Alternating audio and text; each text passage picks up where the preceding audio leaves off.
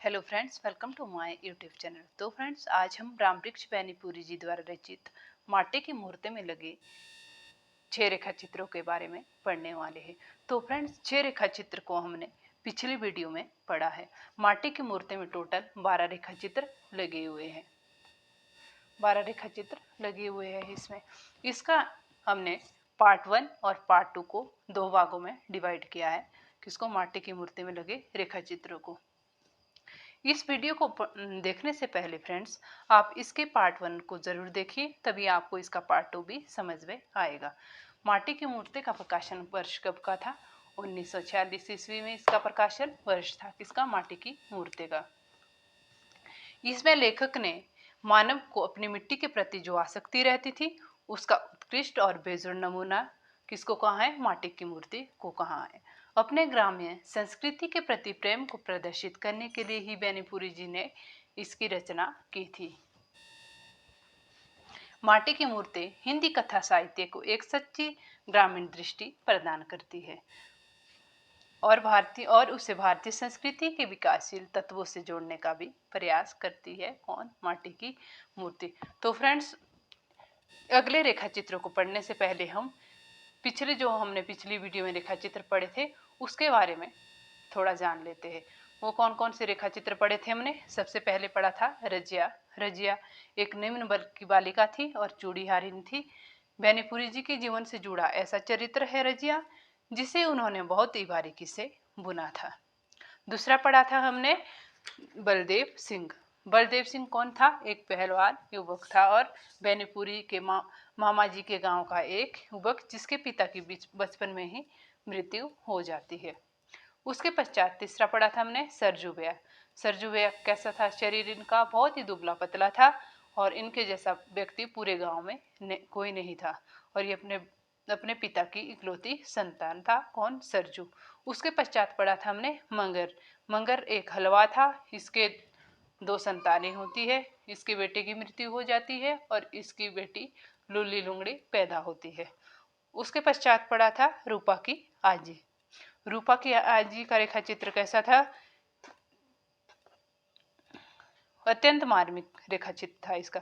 पूरे गांव में अंधविश्वास व्याप्त था। रूपा की माँ की मृत्यु के बाद उसकी आजी ही उसे पालती है। उसके विवाह के बाद उसके सास ससुर की भी मृत्यु हो जाती है, जिसे धीरे धीरे पूरा परिवार मृत्यु को प्राप्त हो जाता है, जिस कारण सब लोग उसे डायन कहकर पुकारते हैं, रूपा की आजी को। और इसी अंधविश्वास के चलते लोगों द्वारा मारे जाने पर वह कुएं में कूद जाती है और अपनी जान धो बैठती है। उसके पश्चात पढ़ा था हमने देव। देव का चरित्र शुरुआती में बहादुरी के साथ शरारती से युक्त है और बाद में देव देश हित के लिए मर मिटता है। तो फ्रेंड्स, आज हम इस वीडियो के अंतर्गत बाल गोविंद भगत के बारे में पढ़ने वाले हैं। बाल गोविंद भगत क्या था? जाति से तेली था ये और इसके काम ब्राह्मण से भी ऊंचे थे और मीडियम कद था। गोरे चिट्टे आदमी था ये। 60 से इसकी उम्र कितनी थी? 60 से अधिक थी और बाल वाइट थे और इसका चेहरा भी सफेद था। शरीर पर कम कपड़े पहनता था ये और कमर में लंगोटी। सिर में कबीर पंथियों की सी कनफटी टोपी। मतलब कि कबीर को ये अपना साहब मानता था और उनके शिक्षाओं का पालन करते थे ये। कौन? बाल गोविंद भगत। लेखक तेली के बारे में क्या कहता है? तेली कौन था? बाल गोविंद भगत। लेखक क्या कहते हैं इसके बारे में कि उस समय तेली को जो है की दृष्टि से देखा जाता है। तेली जाति को निम्न जाति समझा जाता था और तेलिया मसानी घृणास्पद जुड़ा था इस जाति के साथ। बाल गोविंद भगत कबीरपंथी थे। कबीर को वे अपना साहब मानते थे। बाल गोविंद भगत खेतीबाड़ी करते थे। परिवार भी रखे हुए थे। बाल गोविंद भगत के एक बहू थी और एक बेटा था। बाल गोविंद भगत बाद में कौन सा गीत गाते हैं? ये गाते हैं गोदी में पियवा चमक उठे सखियां चीकू उठे ना और तेरी गठरी में लगा चोर मुसाफिर जाग जरा। ये बादों की अंधेर अदरतिया में बाल गोविंद भगत ये गीत गाता था। बाल गोविंद भगत कार्तिक से फागुन महीना तक प्रभातियां भी गाता है और गर्मी के दिनों में संजा गाकर उमस भरी शाम को शीतल बना देता था। कौन? बाल गोविंद भगत। बाल गोविंद भगत की संगीत साधना का चरम उत्कर्ष उस दिन देखा जिस दिन इसका इकलौता बेटा मरा। बाल गोविंद का बेटा बहुत सुस्त और बौंदा सा था। बड़ी सास से उसकी शादी कराई गई थी और उसकी बहू बड़ी ही सुबंग और सुशीला मिली थी। भगत जी बेटे की मुखाग्नि अपनी बहू से दिलाता है और क्रियाक्रम करने के बाद अपनी बहू को उसके भाई के साथ मायके सदा के लिए मायके भेज देता है। बाल गोविंद भगत हर वर्ष गंगा स्नान करने के लिए जाते थे वो। बाल गोविंद भगत बुढ़ापे में भी 30 कोस दूर पैदल गंगा स्नान करने को जाते थे। दोनों जून और क्या करते थे वो कबीर जी को अपना अपना गुरु मानते थे और ये संगीत के प्रेमी थी। उसके बेटे की मृत्यु हो जाने पर वह विचलित नहीं होता और सच्चे अर्थों में ये कैसे है? साधु है। कौन? बाल गोविंद भगत। उसके पश्चात पढ़ेंगे हम भोजी। भोजी इस रेखा चित्र में ये भोजी जो है रामवृक्ष मणिपुरी के परिवार की कथा है। लेखक कहते हैं कि पहली बार मैं पालकी में तब बैठा था कि जब मेरे ब्याह की शादी हो रही थी और मैं शहवाला बना था। कौन कहता है? रामवृक्ष बेनीपुरी जी। उनके भैया की शादी के कटु अनुभव से लेकर उनकी भाभी के साथ बीते हंसी ठिठोले भरे दिन, साथ ही कुछ कड़वे अनुभव और उन अनुभवों के बाद भी अपने पर की आत्मीयता, भोजी की मृत्यु के बाद उनके दोनों बच्चों का लालन पालन धर्मा बनकर उनकी पत्नी रानी करती है। इसमें ये दिया गया है भोजी में। उसके पश्चात हम तीसरा पढ़ेंगे, वो कौन सा था? परमेश्वर है। परमेश्वर कौन है? परमेश्वर बेनीपुरी के गांव का एक ऐसा व्यक्ति है जिससे उनकी कोई गहरी निकटता तो नहीं रही, लेकिन जिसकी बीमारी की खबर सुनकर वह रुक भी नहीं पाते। कौन? रामवृक्ष बेनीपुरी जी। और शहर से गांव पहुंच जाते हैं। लेखक परमेश्वर बेनीपुरी के गांव का रहने वाला है और श्रीराम गांव से आकर लेखक को यह सूचना देता है कि परमेश्वर बहुत बीमार है, पता नहीं वह बचता है या नहीं। लेखक परमेश्वर के बारे में क्या कहते हैं कि परमेश्वर फिजूल खर्च है, आवारा है, सारे घर को उसने बर्बाद कर दिया है, कर्ज पर कर्ज किया है, पुश्तैनी जमीन बेचती है और अंत में वो अपने बीबी के गहने तक बेचकर गांजा में फूक दिए थे। उसने मेरे परिवार की इज्जत में बट्टा लगाया है, अपने घर वालों को संकट और कष्ट में डाला है। कमबख्त मरे, ऐसे आदमी का मरना ही ठीक है। लेखक के मन में परमेश्वर के प्रति वितृष्णा होने के बावजूद भी जिस दिन उसकी बीमारी की सूचना मिली उसी रात उसे देखने स्टीमर से रवाना हो गए थे। कौन? लेखक का परमेश्वर का घर एक रामंडिया का घर है, वही चौका घर, भंडार घर, शयन घर, उसी में उसकी माँ रहती है, पत्नी, भाई, बाल बच्चे सारे उसी में रहते हैं और एक कोने में पिताजी, एक कोने में परमेश्वर परालपट पड़ा हुआ है।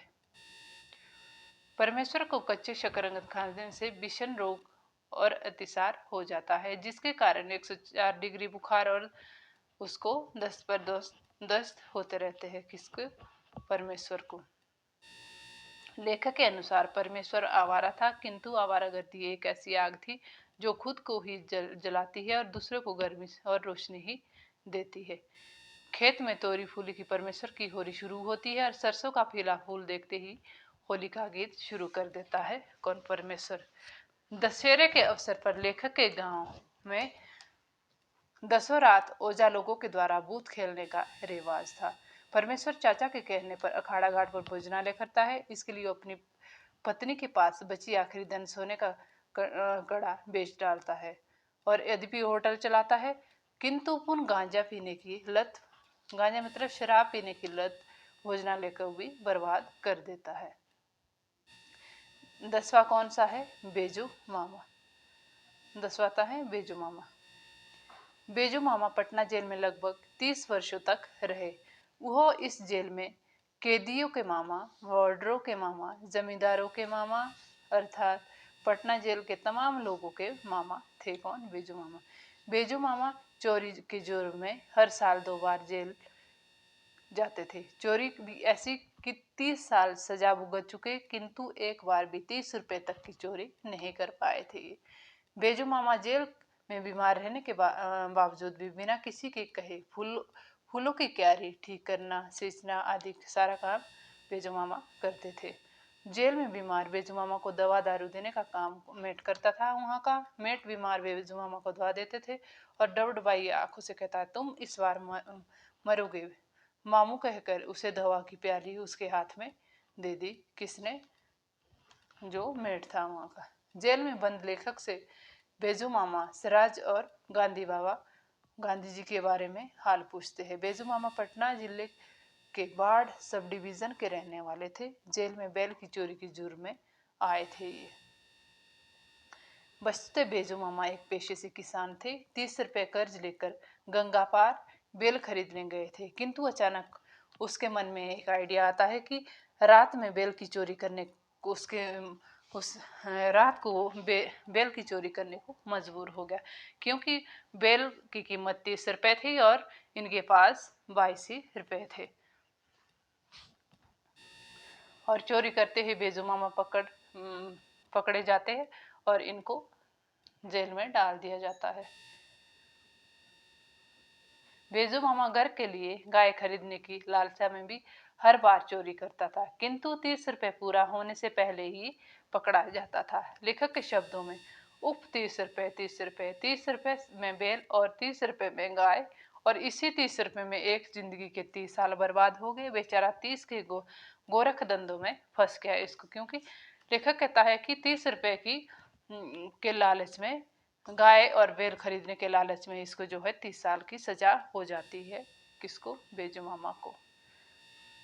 बेजू मामा बेजू मामा जेल में आम, अमरूद, नीम, जामुन, बेला, गुलाब, गेंदा आदि पेड़ इन्होंने खुद लगाए थे और इनकी सिंचाई भी खुद करते थे। बेजू मामा गाय खरीदने के लिए 30 रुपए की अंतिम चोरी छोटी छोटी चोरियों के रूप में करता है। क्या क्या करता है ये 30 रुपए इकट्ठा करने के लिए? पहले बेजू मामा होटल में चोरी करते हैं लोटे की, और इस लोटे को 2 रुपए में बेच देते हैं। फिर मंदिर में उड़ाए 2 कंबल, मंदिर से 2 कंबल की चोरी करते हैं और इसको 3 रुपए में बेचते हैं। फिर वकील का शाल को 4 रुपए में बेचते हैं। गोदाम से लाल मिर्च का 1 बोरा 12 रुपए में बेचते हैं। कुल बनते हैं 21 रुपए। बेजू मामा शेष 9 रुपए के लिए प्रत्येक रात एक खेत से मिर्ची तोड़कर बाजार में बेचते रहे, किंतु एक रात पकड़े गए और पुनः इनको जेल भेज दिया। इस बार केवल 1 साल की सजा हुई बेजू मामा को। वस्तुतः बेजू मामा कोई पेशागत चोर नहीं था। शुरू में खेती के लिए बैल की चोरी की, फिर उसके बाद सभी चोरियां इसकी खाली हाथ घर जाने की वजह से गाय खरीदने के लिए करते थे। उसके पश्चात आते हैं सुबान खान। सुबान खान कैसे था? सुबान खान सफेद चमकती रो बरसाती दाढ़ी में अपना नन्ही उंगली को फेरते हुए कहता है। कौन कहता है? लेखक। सुबान खान की लंबी सफेद चमकती रो बरसाती दाढ़ी में अपनी छोटी छोटी अंगुलियों को फेरते हुए कहता है कि क्या आपका हल्ला पश्चिम में रहता है या पूर्व में नहीं रहता? लेखक के पूछने पर सुबान खान क्या कहता है कि नमाज पश्चिम मुंह खड़े होकर क्यों पढ़ते हैं? कौन पूछते हैं? लेखक पूछता है। किससे? बेजू मामा सुबान खान से पूछता है कि आप लोग नमाज को पश्चिम की तरफ मुंह करके क्यों पढ़ते हैं? सुबान खान कहते हैं, पश्चिम मुल्क में अल्लाह के रसूल आए थे, जहाँ रसूल आए वहाँ हमारे तीर्थ है, इसलिए हम तीर्थों की और मुंह करके अल्लाह को याद करते हैं। कौन बोलता है? सुबान खान बोलता है रामवृक्ष मैनीपुरी को। सुबान खान एक अच्छे राजमिस्त्री है। उनकी चमकती सफेद दाढ़ी लेखक के लिए विशेष आकर्षक का केंद्र था। सुबान खान के लिए काम और अल्लाह ये दोनों ऐसी चीजें संसार में सबसे प्यारी रही है। सुबान खान को लेखक सुबान दादा कहते थे। सुबान दादा हज से लौटने पर लेखक के लिए चुआरा लेकर आए थे। लेखक के मामा का मंदिर सुबान खान ने ही बनाया था। सुबान खान की भी इच्छा थी कि एक मस्जिद बनाने की थी। किसकी थी? सुबान खान की इच्छा क्या थी कि मैं एक मस्जिद बनाऊं। सुबान दादा के मस्जिद बनाने की इच्छा पूरी हुई। मस्जिद की सारी लकड़ी लेखक के मामा ने दी। कुछ पंडितों और मुल्लों के कारण लेखक के गांव का माहौल बिगड़ गया। सुबान खान की मस्जिद में गाय की कुर्बानी देने की बात होने लगी। लेखक के मामा के अनुसार कसाई खाने में बूढ़ी गाय काटी जाती है, किंतु मुजफ्फरपुर अंग्रेजी फौजी छावनी में तो मोटी ताजी बाछिया काटी जाती है। सुबान खान मस्जिद में गाय की कुर्बानी देने से साफ इनकार कर देते हैं और कहते हैं, मैं कहता हूँ यह मजहब नहीं है, मैं हज से हो आया हूँ, कुरान मैंने पढ़ी है, गाय की कुर्बानी लाजिमी नहीं है। अरब में लोग दुम्बे और ऊंट की कुर्बानी करते हैं। गाय की कुर्बानी देने से मना कर देता है कौन? सुबान खान। कल्लू का बेटे के कहने पर कि गाय की कुर्बानी होकर रहेगी, कल्लू का बेटा बोलता है कि गाय की कुर्बानी तो देनी पड़ेगी, लेकिन सुबान खान क्या कहता है कि पहले मेरी कुर्बानी हो, लेकिन तब गाय की कुर्बानी होगी, कि पहले आपको मुझे मारना होगा, उसके पश्चात ही गाय की कुर्बानी होगी। कौन कहता है? सुबान खान।